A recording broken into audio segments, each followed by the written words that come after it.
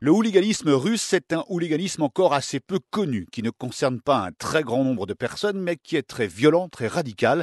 Il est en général d'extrême droite, les violences éclatent souvent loin des stades en Russie. Le phénomène s'est développé après la chute du communisme. Le hooligan russe est un homme âgé en général de 25 à 35 ans. Il considère que le hooliganisme est un sport. Il va donc s'entraîner au combat, physiquement. Il va faire de la musculation. Il n'agit pas sous l'emprise de l'alcool. En fait, les actions de ces hooligans sont très organisées. En Russie, les plus tristement célèbres, on les retrouve dans des clubs de Moscou comme le Lokomotiv, le Torpedo, le Spartak Moscou. Il y a aussi ceux du Zénith Saint-Pétersbourg.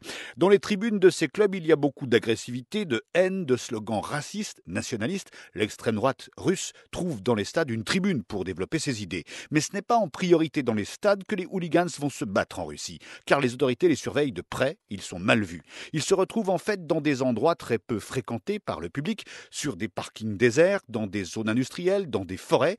Les affrontements sont très violents et n'impliquent que quelques dizaines de personnes. Des vidéos circulent sur Internet car certaines bagarres sont filmées et carrément mises en scène avec en bande-son de la musique genre métal très martiale.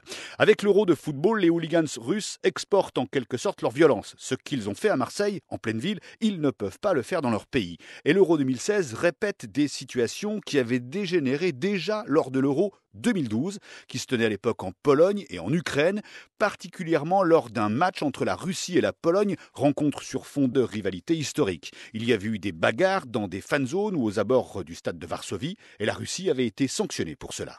Les hooligans qui ont sévi ce week-end à Marseille auraient atterri en Suisse ou en Italie et seraient ensuite venus à Marseille en camionnette. Ils auraient échappé aux surveillances aux frontières.